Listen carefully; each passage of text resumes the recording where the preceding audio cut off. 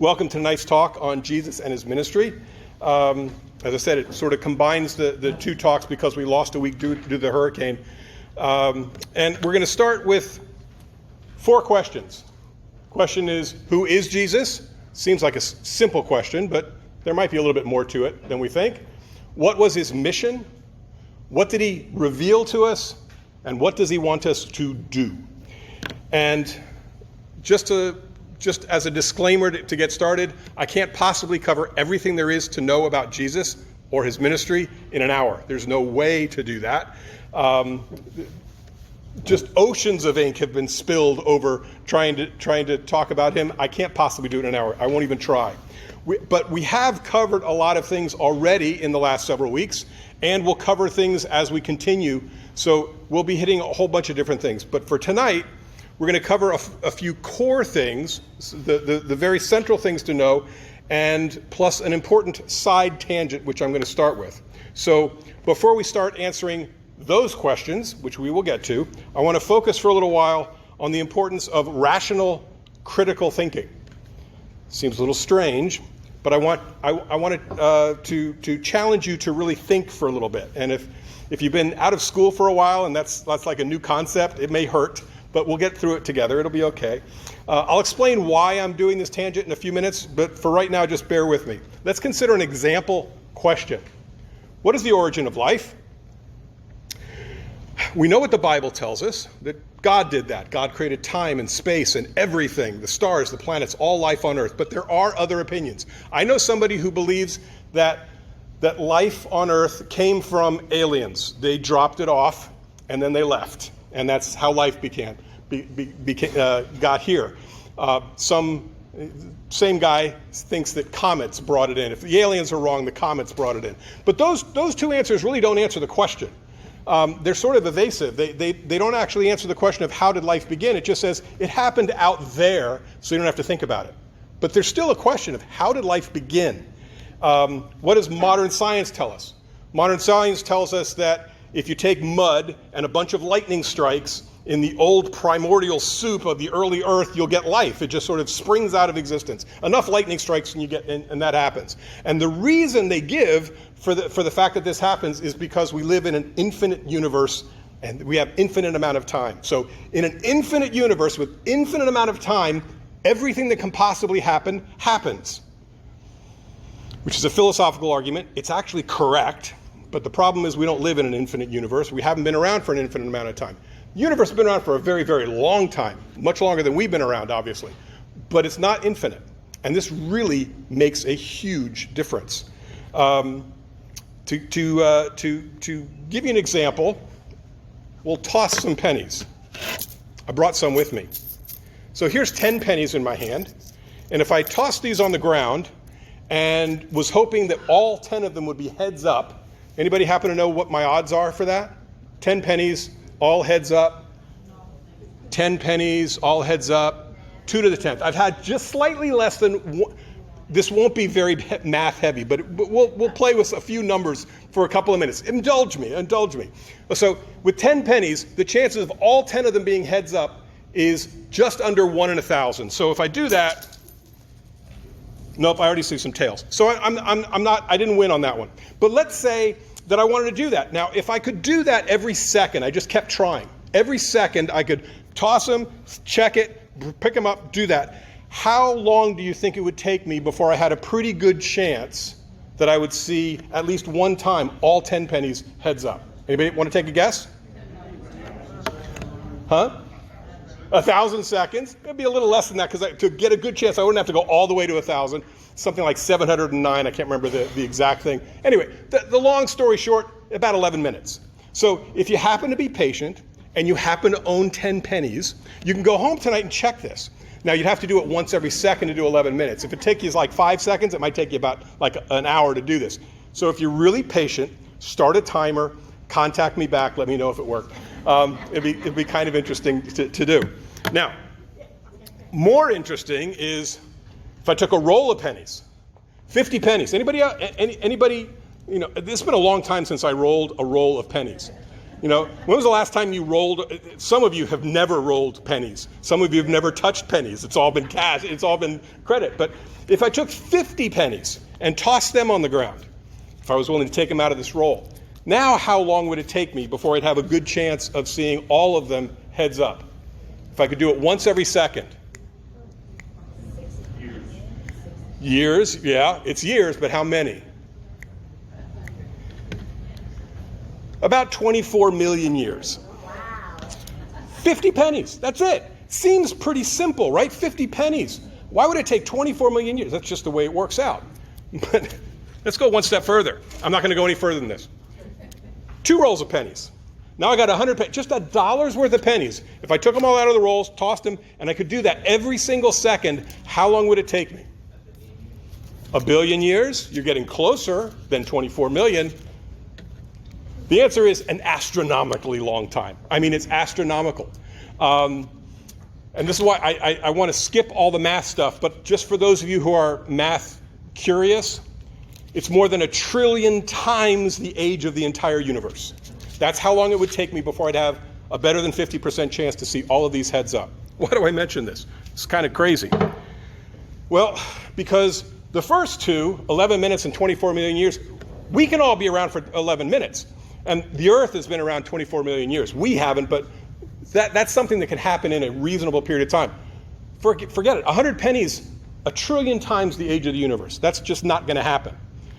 Now consider the fact that the simplest form of life that exists on this planet has 580,000 base pairs, which are more complicated than pennies. They have 4 different chances instead of 2. So you're talking about basically tossing 1 million pennies on the ground and waiting to see if they all turn heads up. Anybody want to take a guess how long that takes? There isn't a number for it. I mean, you type it into a calculator, the calculator starts groaning. It's then it fizzes and it says stop doing this. It's beyond astronomical.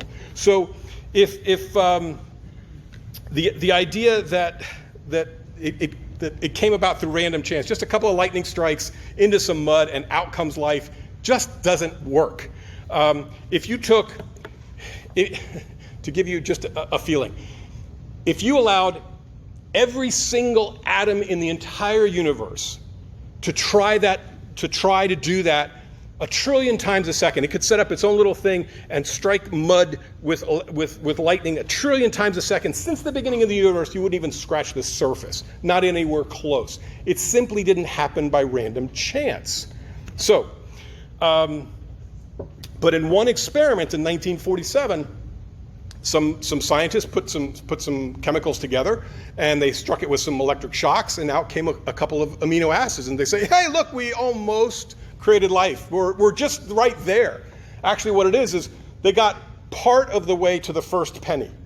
And since 1947, they haven't gone any further than that. But they say, see, we can create life in the lab. It's just like lightning bolts in mud, and that's all there is to it. But anyone with average math skills and a calculator can determine that it's absolutely impossible to do. By science's own definition of what impossible means, which means 1 chance in 10 to the 60th. This is 1 times 10 to the 349,000th. I mean, it's just mind-bogglingly huge.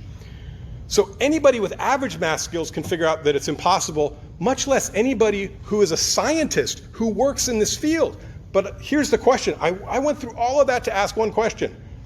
How many of you have heard of a scientist who works in this field who have stepped up and said, you know what, I'll save you the time. I've worked it out on my calculator. This is impossible. Anyone? I've never heard it either. They keep saying that, life just pops out of the mud. It just doesn't happen that way. And I don't say this with any glee in my voice, because this is what I believed for the first 40 some odd years of my life. That's what I believed, because I had bought into the lie of, well, in an infinite universe, anything happens. And I forgot to realize that a few billion years isn't the same as infinity. So, yes, Luz. There's a scientist, Michael Peavy. Yes. Darwin's black box. Yeah, no, he's good. So yes, you are correct. There are a few scientists that do this, but really anybody that works in this field should know this, but they don't. They don't tell us. So the question is, why does this lie work? Why was I fooled? Or in general, why are things like this popular when it's so easy to prove that it's wrong? And this is an extension of what I talked about, that I touched on really briefly in our first time together, when I said that I believed for my whole life growing up that Jesus was a great moral teacher. That phrase, right? And I sort of latched onto that and never really thought about it any further than that. For the last several centuries, and very specifically for the last several decades, there are people that are doing anything they can to separate God out of society, to separate us from our faith, to separate, to put in doubt or to give you answers that aren't true, but separate you from God. And they come up with lies that sound good, and if we don't pay attention, we just sort of go with it. And because where did life come from is a religious question, it's on the list of things that they come up with an answer for that we sometimes buy. And I'm speaking of myself here. So anything to help to keep us from realizing that life was actually created and didn't just pop out of the mud. So why do these lies work if they're so easily proven wrong? I think that in my own case, and this is probably true for a lot of people, we hear these things when we're very young. We hear it in grade school, maybe even in kindergarten. We hear these things and we sort of file it away. We're not thinking about how life began at that age. We're not thinking about how the universe began or anything else like that. We just sort of file it away because somebody that we trust told us that, and we file it away. And then later on in life, when we get curious about things, because when you look around the world, maybe you start getting curious about God and you start moving there, that answer pops back up and says, I've already got an answer for you. It popped out of the mud, lightning strikes, that's it, infinite universe, and you just move on. You don't think about it. And we need to do that. So the lie works, even when it's easily proven wrong. Now, I can go through similar explanations. I won't. I'm almost done with my tangent, I promise. But I can go through similar explanations for things like Darwin's theory of evolution, or the fact that consciousness springs out of spontaneously emerges out of brain tissue, or Big Bang theory and all that kind of stuff. But the point here is that sometimes science teaches us things that aren't true, and we need to think about things. This is why I'm talking about critical thinking. I trusted my sources, but sometimes those sources lie to us. And more importantly, I didn't think critically. I can't blame the sources if I didn't think critically. So, why am I discussing critical thinking in an RCIA class? And spend several minutes on this at the opening. Well, because Catholicism values truth, values exploring things. And you can find truth either through reason or through your faith. We've discussed already, they go after different types of truth, but truth always has to mesh well with truth. It always reinforces each other. Your faith and your intellect can't contradict each other if they found truth, because they dovetail in together. And any belief system that is true is reinforced by reason, is reinforced by our intellect. So we want to be asking questions. We want to be challenging things. We want to dig into it and confirm for ourselves. So I'm telling you, ask questions, especially during this period of your life while you're going through this. Really dig into it and find out what it is. Go down to the core, because there are answers everywhere. But before we can even want to look for truth, we got to overcome one last lie that the world likes to throw out, which is, to keep people from searching from truth, the world would like to say, well, there is no such thing as truth. Well, or better yet, it's like, well, you've got your truth, you've got your truth, you've got your truth, you've got your truth, I've got my truth, you've got your truth, and they're all equal and they're all different, and that's fine. That's not true. There's only one truth. You've got your opinion, you've got your opinion, you've got your opinion, I've got my opinion, and those opinions can differ, but there's only one truth. And we need to realize this. This is the idea of moral relativism. And it's self-contradictory right at the get-go. Right at the beginning, you can see there's a problem. It says, there is no such thing as objective truth, right? Well, in order to believe that, you have to believe the objective truth that there is no such thing as objective truth. It fails right at the very beginning, but you don't even stop to think about it. Or see, whatever. Some people don't do it. I didn't, whatever, that kind of stuff. So, and this is certainly not true when it comes to morality. When we talked about the creation and the fall and what happened in the garden, and the fact that there's only one vote that matters when it comes to what is good and evil, and that's God. So we don't all get to make that decision. We can't do that. It's the very definition of the fall if we try and label things good and evil. We just don't have that power. So moral relativism sort of fails as well. But we have to recognize, and I'm almost off my soapbox here, we'll get into the main section here, but we have to recognize that God has enemies. They're very clever enemies. And they know that there's several ways that a rational person can start to search for God and want to get closer to God. So they come up with these little barriers that sort of satisfy our curiosity away from God. And they hope that that works. And we have to be willing to challenge that and get past that. They've developed a lie to sort of cover for things. So that, origin of life or consciousness or universe or whatever else like that. There's a common theme through all of them, by the way. And I take no pleasure saying this because I'm a math and science geek. I've told you that from the beginning. There's a common theme through all of that, all of these scientific theories, and that is that none of them are scientific. The definition of being scientific is that it's testable, that you can actually see whether it is true or false. And none of these theories are testable. So none of these are scientific theories. They're all claims of faith, masquerading as science. So we have to step back and realize if it can't be tested, it's just one person's opinion. It can't be tested. Anyway, so it's taught as science, but it's the opposite of science. And I didn't realize that for the first 4+ decades of my life. But now I do, and I love talking about it. So you're done. But see, I'm done. So, but why did I talk about this? 3 main reasons. First of all, I meant to put this up there when I said the 580 base pairs. That's what it would sort of look like. If you're curious, there's just a whole ton of pennies. Anyway, so why did I cover all that? Back to critical thinking. Number 1, I want to encourage you to critically challenge objections to faith.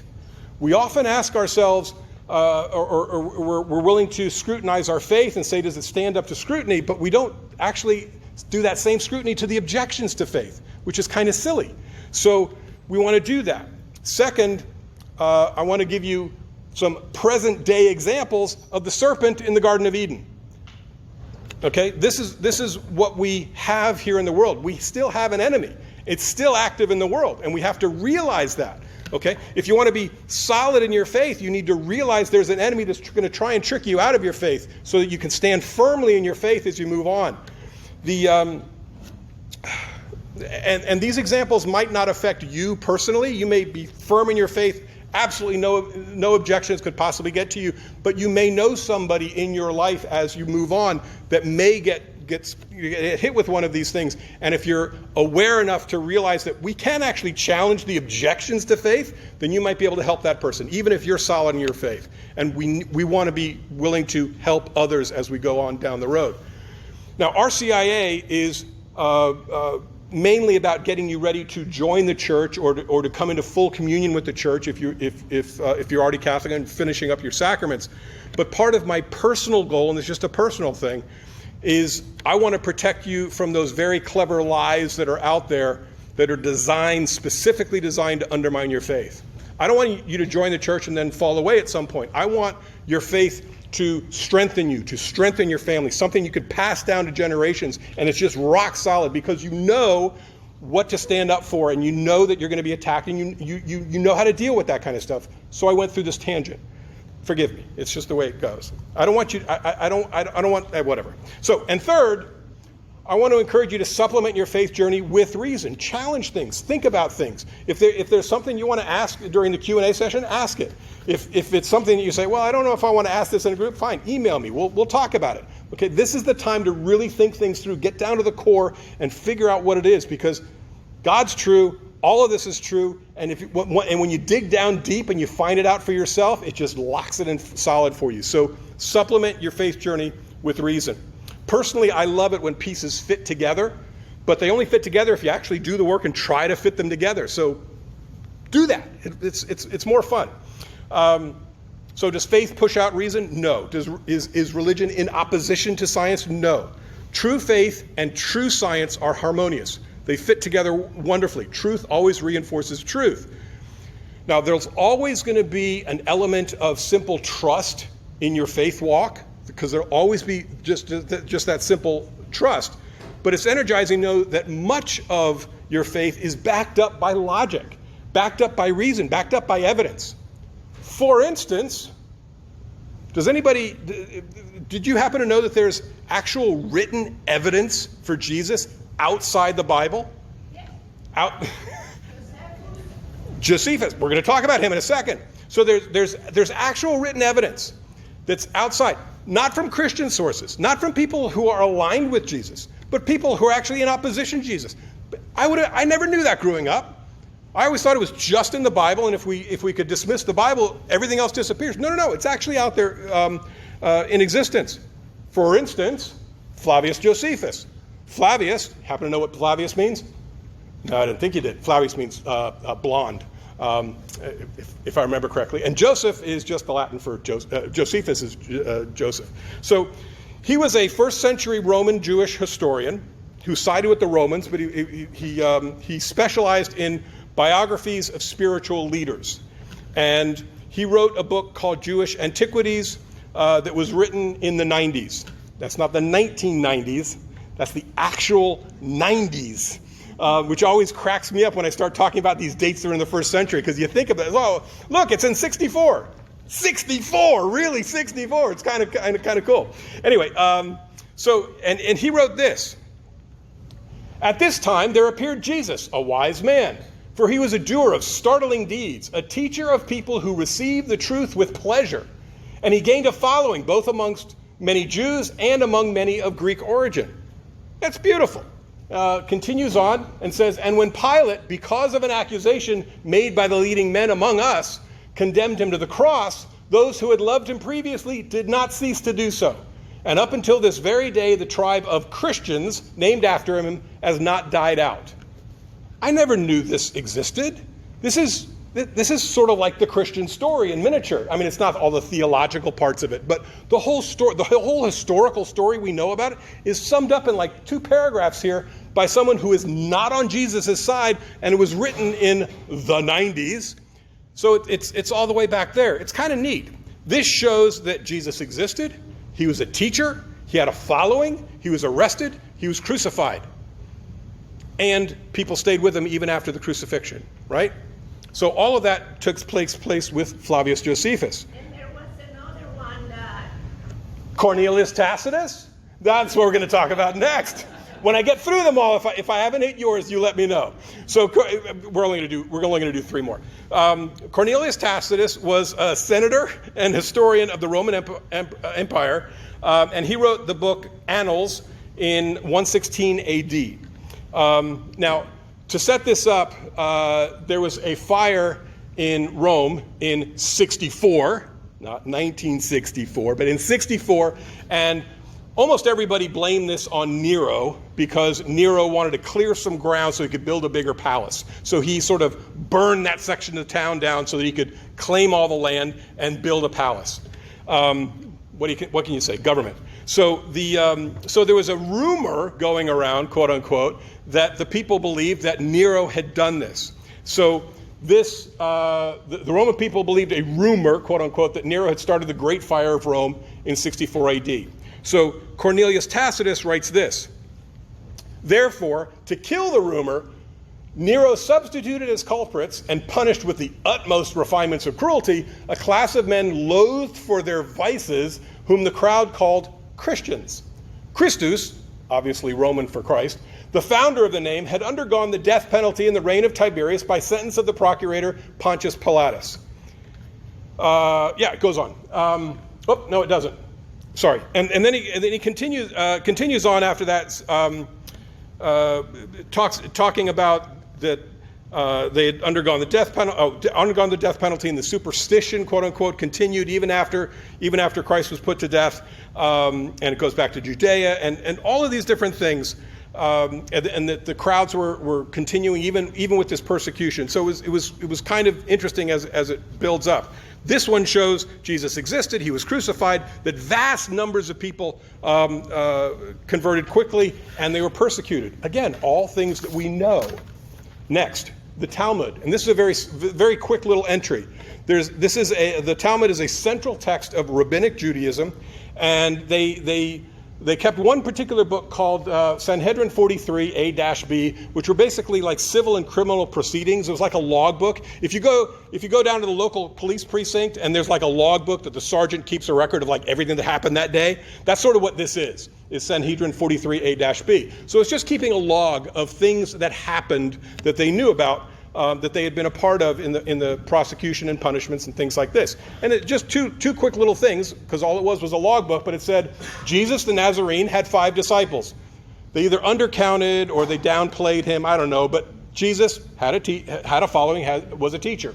And then on the eve of the Passover, they hanged Jesus the Nazarene from a cross, right? So on the eve of the Passover, Last Supper, all of this connects with what we know, which is kind of interesting. Shows Jesus existed. He was a teacher. He had a following.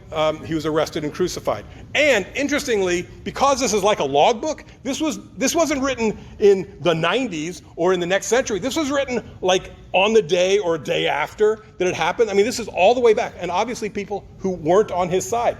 All of this evidence exists. I never knew this. Last one, Pliny the Younger. Pliny the Younger was a Roman governor of Pontus and Bithynia from 111 to 113 AD. He and his uncle, Pliny the Elder, witnessed Mount Vesuvius erupt in 79 AD. So just about everything we know about the eruption of Mount Vesuvius comes from Pliny the Elder and Pliny the Younger. I mean, everything we know about that eruption comes from their observations. So they're very well-known historians. Because he was a Roman governor, we have a whole set of exchanges between him and the Emperor Trajan, who was the emperor at the time. So there's all sorts of different administrative things that go back and forth that have been saved over the years. And two of these letters have to do with Christians. That's what I said. Yeah. So now in this letter, to set it up a little bit, Pliny as governor is describing to the emperor how he's trying to knock down this sect called the Christians. And people, the people that are sort of informing on people who are Christians, and he's rounding them up and he's torturing them to get confessions and all this other kind of stuff. He's threatening them with death, and if they persist, he had them executed. But some of them said, well, I was a Christian, but I stopped being a Christian 3 years ago. And some of them, according to the letter, said they stopped 25 years ago. So they became a Christian and stopped 25 years ago. That puts it, again, back into the first century again. And then it says this. They asserted, however, that the sum and substance of their fault or error had been that they were accustomed to meet on a fixed day before dawn and sing responsively a hymn to Christ as to a God, and to bind themselves by oath. And that oath was not to commit fraud, theft, adultery, not to falsify their trust with one another, and to be there if someone else needed them. That was part of their oath to one another. And then he goes on, and I'm not going to put it up there, he goes on to talk about how he was torturing people to try and get all this stuff, that this involved people of every age, every rank, both sexes, and that this just keeps spreading no matter how much we persecute it. It just keeps spreading. It's just crazy. And this shows, and this is the last one, this shows that Jesus was worshipped as a God, not just a cult follower, not just a self-help book writer, saying responsibly a hymn to Christ as to a God. Now, in the Roman world, there's all these gods, so they said as to a God. But we know that they were singing to Christ as God, right? And that vast numbers were converted and were persecuted. Now, another interesting thing about this, because this is one of the first ones it's the first one we've talked about that talks explicitly that Jesus was known as God. In Judaism, it's monotheistic. There's only one God. That's one of the big things. It's one God. So you've got the Father and you've got Jesus. See the problem here? All the way back then, they understood the Trinity. All the way back then, they understood that there's one God, three persons, Father, Son, Holy Spirit. We'll get into that in upcoming weeks, but there's a hint here, all the way back from this obviously non-Christian favoring letter that all of this was taking place. So, all of these things that we just talked about, they're consistent with one another. They're consistent with what we know about sacred tradition, what we know from the Bible, what we know from the deposit of faith. And it's It would have been nice to know this growing up. I probably would have come to faith a lot earlier if I had known that this was actually real. I would have now looked into the details of it. But nobody talks about this. It's kind of interesting. Just out of curiosity, how many people knew that stuff like this existed prior to me going through it? Just a handful. Okay, handful. Okay. So the external sources say that Jesus was a teacher. He had a following, and all these other things, crucified and all that kind of stuff. And it was similar to what I believed growing up, right? I said that I believed that Jesus was a great moral teacher, but he wasn't God, right? But this did great life lessons. He was a nice guy, somebody you want to share a pizza with, that kind of stuff, right? Knowing that we all just had dinner together. But Jesus was crucified. Why do you crucify a nice guy? Why do you crucify a great moral teacher? Why would you do that? I mean, this is a gruesome death. So why would that happen? He was crucified because he was claiming to be God.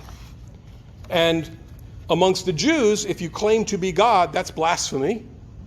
And amongst the Romans, if you claim to be God, you have another kingdom, you're seditious, you're insurrection, you're a threat to power. And either one of those two groups want to kill you for what you've just said.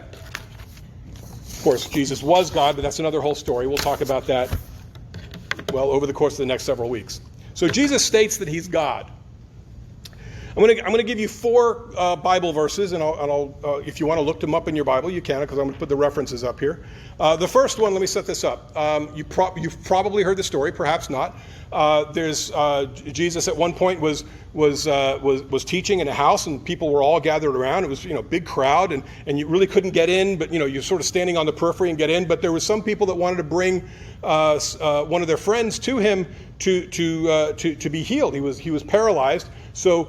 4 friends, they brought him in on a stretcher, and they couldn't get close to him because the crowds were all there. So they got really inventive. They got up on the roof, came over, cut a hole in the roof, and lowered this guy down on his stretcher to Jesus. And you just picture the scene. Somebody cuts a hole in the roof, lowers him down, and says, "Father Gavin, will please bless the guy?" Whatever.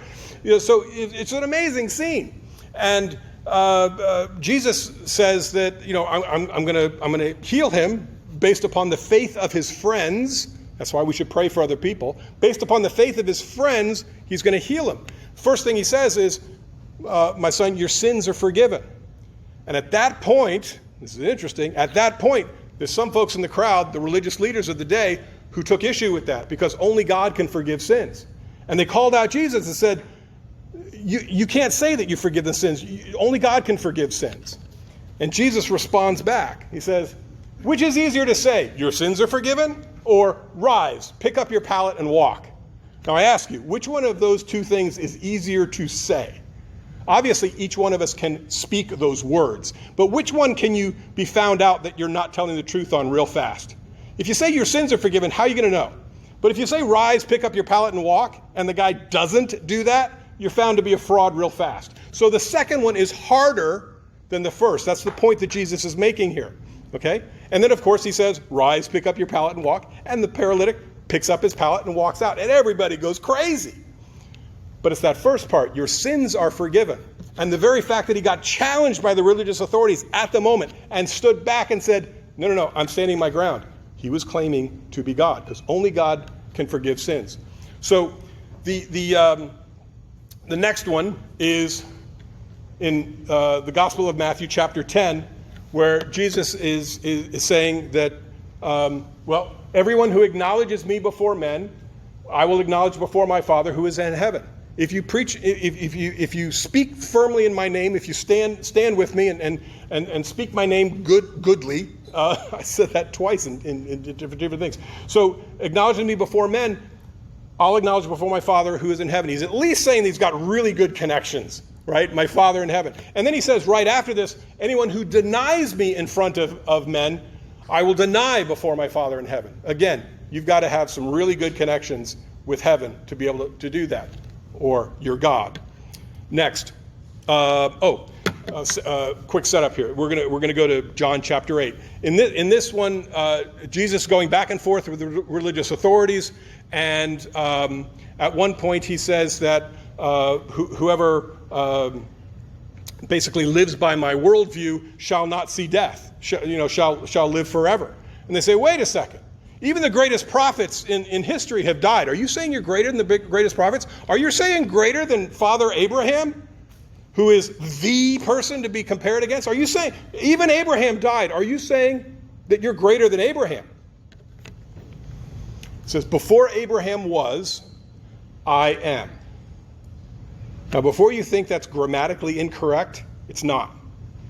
Before Abraham was. Before is a time word, right? Before, during, after, it's a time word. Before Abraham was, is, that's also a time word. So Abraham is in time. Before Abraham was, I am. God's not in time. Jesus is saying, I'm not in time. So before Abraham was I am, he's declaring himself God. And they knew it, because all sorts of things broke out at the time when he said this. So this is another one. By the way, the I am is ego ami. I'm ego ami. I always try and throw in one Greek thing tonight. So that's the one for tonight, because there's not much Greek tonight. So it's ego ami. And then the last one, this happens at in the Last Supper, and there's all sorts of ones. I'm just going to do these four because I figured one slide's worth, and that's enough. We'll move on from this. But in the Last Supper, Jesus is talking to the apostles. He's been talking with them for quite some time, and he's sort of saying that he's going to be leaving them. They don't know exactly what that means yet, but they know he's talking about leaving them. And Philip says, wait, no, don't go. At least before you go, please show us the Father. Just show us the Father and we'll be satisfied. Just show us the Father. Jesus comes back and says, he who has seen me has seen the Father, saying that they are one. All of this stuff made sense later as people reflected on it. Once the whole story came together, it made sense. They might not have realized some of these things they realized at the moment. Some of these things they realized later. But then, so Jesus is making all these claims, and there's all sorts of other ones throughout the Bible as well. I just wanted to hit a couple of these different things. But then ultimately, Jesus asks us the question in the same way he asked the apostles. He takes the apostles to Caesarea Philippi, which is important, but I'm not going to get into it right now. He takes the apostles to Caesarea Philippi, and he asks them, who do the people say that I am? Because the apostles are out there with the people, so they know who the people are saying Jesus is. So he says, who do the people say that I am? And they start throwing different things back at him. You're this, you're this, you're this. So, okay. And then he says, but who do you say that I am? Now it gets personal. Now Jesus wants to know, who do they think? And your answer to that question changes your entire life. Who do you say that I am? When Jesus asks you that question, because anything that's written in the Bible to anybody else is written to us as well. That's sort of the interesting part about the Bible. It's written to this person or that group at the time, but it's also written to us. So when he says, who do you say that I am? When you answer that, that changes your whole life. If he is who he says he is, it's the most important thing you can possibly know in your entire life, is that he is who he says he is. Being a Christian is not an ethical decision. It's your answer to that question. Who do you say that I am? And how you answer that is going to be influenced by your personality. It's going to be influenced by the way you were raised. If you were raised in faith, that might be a very easy question to answer. If you were raised without faith like me, it might be a little difficult. I still struggle with that one sometimes. There's some things that aren't sort of like the default programming in my brain, and I still sort of stumble and trip every once in a while. I still wrestle with things. I still struggle with things. But that struggle comes with an added benefit. I never take my faith for granted because I have to struggle with it from time to time.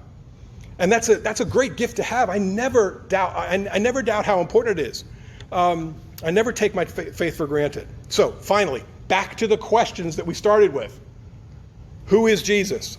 Took a while to get here, but the answer is what Peter answered that question with, right? Jesus said, who do you say that I am? And what did Peter say? You are the Son of the living God, right? That's the answer. Now, specifically, theologically, for the purpose of this talk, for the purpose of what we're talking about, who is Jesus, it's a little bit more correct to say that Jesus is fully God and fully man. That's an important definition that we'll be discussing as we continue together. okay? In the early years of the church, there were various people who only accepted part of that truth, either one half or the other, or some weird combination, but not the fullness of God and the fullness of man in one person. They didn't accept that. So they accepted, well, he was God, just sort of disguised as a human being. Or he was a human being that was favored by God. He was the best man that ever lived, or something like that. Or he was half God, half man. This comes from like Greek and Roman mythology, the demigods, right? Half man, half God. That's not right. He's fully man, fully God. This is really important. Fully man, fully God. All of these kinds of mistakes where it only takes a part of the truth and runs with it are called heresies. And heresies mean half-truths or one-sided choices. Arianism is probably the most famous heresy of them all. And if you like reading about heresies and the details behind them, go to your book, go to this chapter on who is Jesus, and towards the back of that chapter, there's a section with all the different heresies, and a couple of paragraphs on each one. If you like reading about that stuff, go ahead. I'm not going to go into detail on it here, because it's just sort of interesting to go through. The fact that that he's fully God and fully man is very important. It forms the part of the answer to our next question, which is, what was his mission? Why did he arrive? Remember the problem in the Garden of Eden? That separation that took place. God's original plan was that man and God would live in perfect harmony with one another forever. That was the plan. But that harmony was broken when Adam and Eve ate from the fruit of the tree of the knowledge of good and evil, what we shorten to call the apple, right? When Adam and Eve chose not to trust God, that harmony was broken. And sadly, as we approach the time that Jesus was born, that harmony had not been restored. And it had been broken ever since then. So remember when I said it was important a minute ago, that it was important that Jesus is fully God and fully man. It's a really interesting concept here. In the person of Jesus Christ, for the first time since the Garden of Eden, God and man are in harmony again. That's really, really important. The first time since the Garden of Eden, God and man are in harmony. But it's more than just that with the person of Jesus. He's there to also restore the bond of harmony between God and all of mankind. And he does it through all sorts of ways. Father Gavin says that, and I don't know if this is his quote or he stole it from somebody else, so I want to give him credit, but it might have been someone else that he stole it from. But I love this. He says, Jesus became what he is not, human, so that we could become what we are not, divine. That's what he came for. That's our destiny. In the first letter to John, John writes that the reason the Son of God appeared was to destroy the works of the devil, which we talked about last time we were together. Jesus came primarily to fight for us, to free us from sin, and to save us, which we'll talk about when we get to salvation in 2 weeks. Now, we know the climax of that fight was his sacrifice on the cross, which we talk about next week. But some of the fight involved teaching his disciples and us through his ministry, which brings up the next question. What did he reveal to us? What did he teach us? Well, Jesus taught both directly and indirectly, sometimes through explicit teaching and sometimes through the example of his life. His explicit teaching includes sermons, parables, answers to various questions, things like that. And a lot of what he taught about were very big topics, huge topics. But he made it seem so simple because he spoke in parables, which are sort of analogies that he uses things from the physical world that we understand well to explain to us spiritual realities, which we don't understand very well. That's the beauty of parallels. Physical things that we understand that help us to understand the spiritual world. It's beautiful. And he does this all the time. He talks about, he uses examples like this, like the mustard seed, to explain the kingdom of heaven, or how to live and how to love and how to be a disciple. To try and wrap our heads around the immensity of the mercy of God. He uses physical examples so that we can understand it. It's beautiful. He also performed miracles. Why did he perform miracles? Well, Miracles signal the arrival of the Messiah, which everyone was waiting for, or a lot of people were waiting for. And it shows that he was truly sent by the Father, sort of like a calling card. In Gospel of John, chapter 10, verse 38, it says, but if I do, this is Jesus talking, but if I do them, the miracles, even if you don't believe me, believe the works, that you may realize and understand that the Father is in me and that I am in the Father. So the miracles helped convince people to understand who they were speaking to, who they were listening to. Yes, okay, so what types of miracles did Jesus perform? Many of the miracles that Jesus performed were manipulating or changing nature. Things like turning water into wine, stilling the storm, things like that. Multiplying the loaves and fishes, things that only God could do. These physical miracles that we're used to. But there was also miracles of restoration, which goes back to healing mankind. So you've got healing the paralytic, which we just talked about, healing the man born blind, raising Lazarus from the dead, and the list goes on. And while most of those involve physical healing, they always have a dimension of spiritual healing that goes along with it. And if we look into the parables, we look into the miracles, we can see the spiritual dimension as well. He's almost always saying your sins are forgiven when he heals somebody physically, for instance. So in addition to the parables and the teaching and the miracles, we also know that Jesus came to reveal the heart of the Father. So what was the Father like? Because we only got a limited glimpse of what the Father's personality was like in the Old Testament. So we get the full revelation of the heart of the Father through Jesus. We understand the inner workings of the Trinity, Father, Son, and Holy Spirit through several things, and we'll talk about this as we go on. He founded the church. He instituted sacraments and a whole bunch more. We know that some, but not all, some of what he taught and did is recorded in the Bible, but not everything. We mentioned this in the Divine Revelation talk. The Gospels are only 20, 30, 40 pages long. And certainly everything that Jesus did doesn't fit in something that small. Throw out one extra thing, because I've said I'm a math and science geek. I'm a numbers geek. I like looking things up that are sort of weird and tangential. I once looked up, how many words does Jesus actually speak? If you put all the New Testament stuff together, all the Gospels together, how many words, if you add up all the red letter words, how many words does Jesus, anybody want to take a guess? How many words does Jesus speak in all the Gospels? It's more than 4. It's less than 1 million.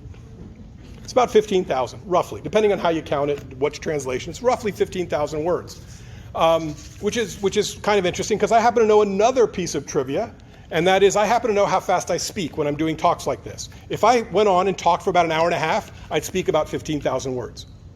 So if Jesus and I spoke at the same rate, and he probably spoke with much more gravitas and much slower, so it might take him like 3 hours to speak 15,000 words, but still, Jesus taught for years with the apostles, and only 15,000 words are recorded. There's more than what got written down in the Bible, which is what we talked about in the Divine Revelation talk, right? All of that extra wisdom got recorded in the apostles' brains, and they passed it along to their disciples, and that's what forms the deposit of faith and the sacred tradition that we still hold on to in the church today. All of that additional knowledge that comes, that came from Jesus. So what he taught indirectly, he taught through example, which reinforced his explicit teaching. Now, perhaps the most powerful example that he gave was that man can align his will to God. And he does this through frequent prayer to the Father, service to others, and by sacrificial love, which leads to the last question from the overview: what does he want us to do? He wants us to align our will with God. He wants us to love God and to love each other, which is sort of saying the same thing twice. Align our will and to love. It's the same thing. I'm convinced that if we all properly understood the concept of love, we've got a firm grasp on our faith. If we've got a firm grasp on the concept of love, we know our faith. There are 4 loves. And I mentioned this in the Q&A portion of a previous talk, but I didn't mention it during a talk, so I'm going to mention it again. There are 4 words in Greek that are translated as love in English: storge, philia, eros, and agape. The first 3 are emotions. Storge is, I think this cute little puppy is really cute. I love this puppy, or I love chocolate. Sort of like a little affectionate love. That's love. That's translated as love.